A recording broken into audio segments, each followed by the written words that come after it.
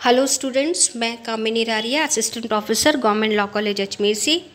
आज फिर मैं आपको एलएलबी थर्ड ईयर के paper 3.6 principle of taxation law के बारे में बताऊंगी। और आज का हमारा टॉपिक है व्यापार अथवा पेशे से आय, income from business and profession.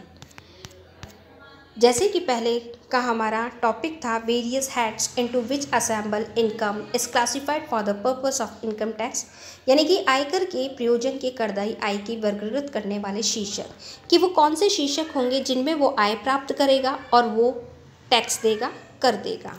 जिसमें हमने देखा था पहला सैलरी के बारे में कि सैलरी क्या होती है, इसके कितने विस्तार है जिसको सैलरी में गिना जाएगा, वेतन में गिना जाएगा और उसके वेतन से कटौती क्या क्या होंगी। दूसरा हमने देखा था मकान संपत्ति से आय कौन सी होंगी और वो किस प्रकार से कर मुक्त आय होंगी।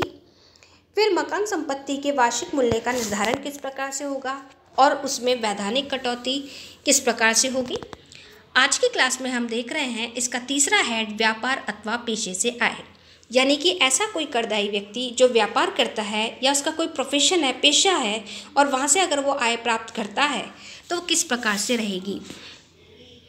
व्यापार अथवा पेशे से आय का एक महत्वपूर्ण शीर्षक है, क्योंकि आयकर अधिनियम में बहुत सारे शीर्षकों में से इसी शीर्षक से आय से सरकार को सर्वाधिक कर की प्राप्ति होती है। जैसे कि हमने पहले भी देखा था, वेतन से भी सरकार को प्रचुर मात्रा में कर मिलता है। इसी तरीके से व्यापार अथवा पेशे से आय से भी काफ़ी कर की प्राप्ति होती है। आय के शीर्षक में व्यवसाय, व्यापार, वाणिज्य, पेशा, वृत्ति, सट्टे की आय को सम्मिलित किया गया है।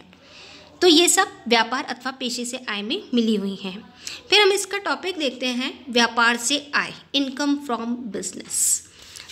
नॉर्मल अगर हम बात करें बोलचाल में तो व्यवसाय से आशय सभी प्रकार के जीविकोपार्जन के साधनों से है। जीविकोपार्जन यानी किसी जिससे व्यक्ति जीविका चलाता है, परंतु आयकर के उद्देश्य से इसका क्षेत्र सीमित है। अधिनियम की धारा 2 की उपधारा 13 के अनुसार व्यवसाय में व्यापार, वाणिज्य, निर्माण कार्य अथवा व्यापार, वाणिज्य, निर्माण कार्य की प्रकृति का कोई भी साहसिक कार्य सम्मिलित है। तो इससे स्पष्ट है कि कुछ ऐसे 4 प्रकार हैं जो हम अभी देखेंगे, उनको सम्मिलित किया गया है। और उन 4 प्रकारों में कौन सा है? पहला है वाणिज्य यानी कि कॉमर्स। वाणिज्य के भी 2 भाग हैं, व्यापार एवं व्यापार की सहायक क्रियाएं। अतः वाणिज्यिक शब्द का अर्थ देखने के लिए व्यापार का अर्थ समझें तो वाणिज्य में व्यापार एवं व्यापार की सहायक क्रियाएं यथा बैंक, संचार सेवाएं, यातायात, बीमा, ये सब सम्मिलित हैं। तो ये सब कॉमर्स के काम हैं, कॉमर्स से होने वाली आय हैं। फिर दूसरा हम देखते हैं ट्रेड के बारे में। व्यापार से आशय लाभ प्राप्ति के उद्देश्य से वस्तुओं का क्रय विक्रय करने से है, यानी कि ऐसा व्यापार कर रहे हैं जिसमें सामान बेच रहे हैं और खरीद रहे हैं। यद्यपि ये जरूरी नहीं है कि व्यापार से ही लाभ हो, जैसे कि वाणिज्यिक से अर्थ से स्पष्ट है व्यापार वाणिज्य का एक भाग। तीसरा हम देखते हैं इसमें निर्माण कार्य यानी कि मैन्युफैक्चरिंग। निर्माण कार्य से आशय श्रम तथा शक्ति के प्रयोग से कच्चे माल में बदलने से है, यानी कि कोई भी व्यक्ति कच्चा माल लाता है, उससे पक्का माल बनाता है और अपने जीविकोपार्जन करता है, आय प्राप्त करता है। तो ये निर्माण कार्य करना भी व्यापार अथवा पेशे से आय। व्यापार यानी कि वो बिजनेस कर रहा है, कच्चा माल उपलब्ध पहले लेता है और या फिर लोगों को उपलब्ध करवाता है कच्चा माल और उससे बने हुए माल को लेकर अपना व्यापार करता है। आखिरी हम बात कर रहे हैं चौथा साहसिक कार्य की, यानी कि एडवेंचर्स की। साहसिक कार्य में सभी व्यापारिक क्रियाएं सम्मिलित है। व्यापारिक क्रियाएं यानी कि बिजनेस को करने के लिए सभी कार्य, परंतु आयकर में वर्णित व्यवसाय की परिभाषा इसमें सम्मिलित करने का उद्देश्य यह है कि यदि किसी करदाता को कोई एकल व्यवहार, सिंगल ट्रांजैक्शन से आय होती है तो ऐसी आय पर भी इसी शीर्षक में कर लगेगा।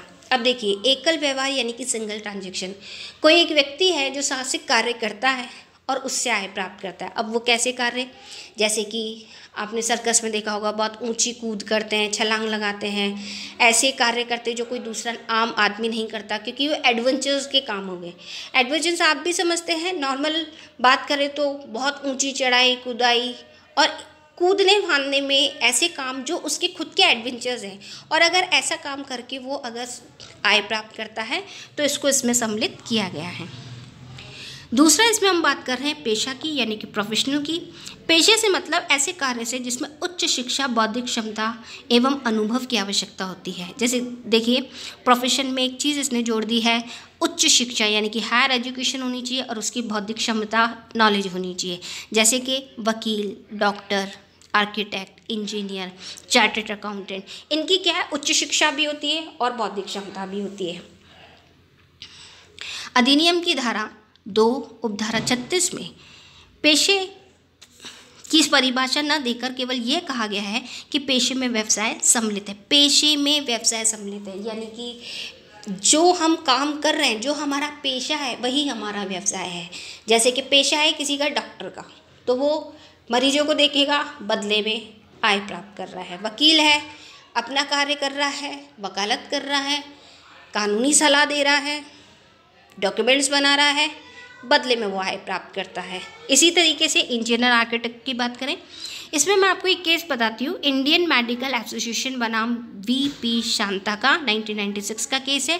इस केस में सुप्रीम कोर्ट ने कुछ 4 विशेषताएं इसकी बताई है कि पहले की कार्य की प्रकृति, कुशलता, विशिष्टता पर आधारित होनी चाहिए और उसका सारवान भाग मानसिक रूप से किया जाए, न कि शारीरिक रूप से। मानसिक रूप, उच्च शिक्षा, बौद्धिक क्षमता में मानसिक कार्य किया जाता है, तभी उसमें नॉलेज होती है, अनुभव होता है। मुवक्किल या मरीज की सेवा प्राथमिक कर्तव्य होना चाहिए। ये डॉक्टर और वकीलों के लिए है कि उनके प्राइमरी उनकी जो ड्यूटी है वो अपने क्लाइंट और अपने मरीज के प्रति होनी चाहिए, पेशेंट के प्रति। पेशेवर संघों द्वारा उनके लिए विशेष संहिता एवं नीतियाँ बनाई गई हो, यानी कि उसके लिए नॉर्म्स बनाए होने चाहिए जिनको वो फॉलो कर सकें। समुदाय में इन्हें उच्च दर्जा प्राप्त हो। समुदाय में यानी कि एक पूरा अगर कोई सोसाइटी है, समाज है, तो वहाँ पे एक इनका उच्च दर्जा होता है। जैसे हम नॉर्मल बोलचाल में भी लेते हैं, वकील साहब हैं, ये डॉक्टर साहब हैं, तो उनको अच्छा उच्च दर्जा प्राप्त होना चाहिए।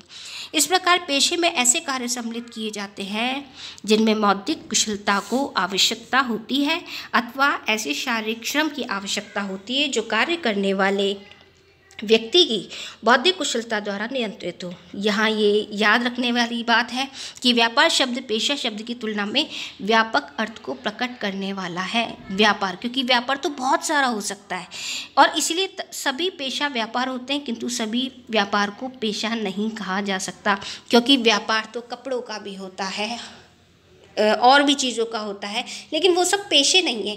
पेशे में उच्च शिक्षा, अनुभव की आवश्यकता है, कुशलता की आवश्यकता है, बौद्धिक क्षमता की आवश्यकता है, लेकिन व्यवसाय में ऐसा आवश्यक नहीं है, क्योंकि व्यवसाय नॉर्मल व्यक्ति भी कर सकता है। तीसरी हम इसमें बात करेंगे व्यवसाय की, वोकेशन की। पेशा शब्द के अंतर्गत व्यवसाय शब्द भी शामिल माना जाता है, किंतु व्यवसाय शब्द की तुलना में कहीं अधिक व्यापक अर्थ का बोध कराता है।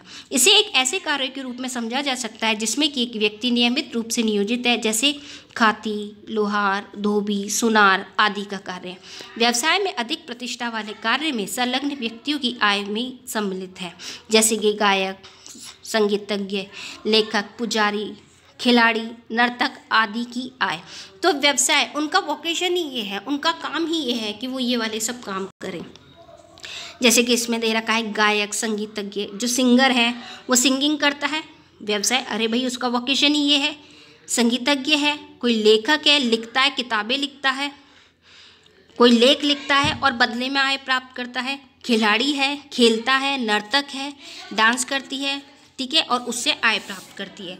अतः व्यवसाय शब्द से तात्पर्य उन कार्यों से है जो जीविकोपार्जन के लिए किए जाते हैं। इसके लिए लाभ प्राप्ति का उद्देश्य होना आवश्यक नहीं है। क्यों? क्योंकि ये वोकेशन है, उनकी क्षमता से है। खिलाड़ी है, गायक है, संगीतज्ञ, ये इनकी क्षमता है, वोकेशन कर रहे हैं। लाभ है नहीं है कोई नहीं, लेकिन इसको व्यापार अथवा पेशे में आय में जोड़ा गया है। अतः हम ये देखते हैं व्यापार अथवा पेशे से आय में दोनों में डिफरेंस है। व्यापार और पेशे में पेशे से होने वाली आय को भी आयकर अधिनियम में आय माना गया है जो कर योग्य हो सकती है, और व्यापार करके भी कोई व्यक्ति जो आय प्राप्त करता है उसको भी कर योग्य माना गया है। आगे की क्लास में हम इसके अगले हेड को देखेंगे, पूंजी कैपिटल को, पूंजी लाभ को देखेंगे, कैपिटल गेंस को, कि शीर्षक में पूंजी लाभ कैपिटल गेंस को कैसे देखा गया है, इसमें क्या क्या हेड्स हैं और इसको करयोगी किस प्रकार से बनाया गया है।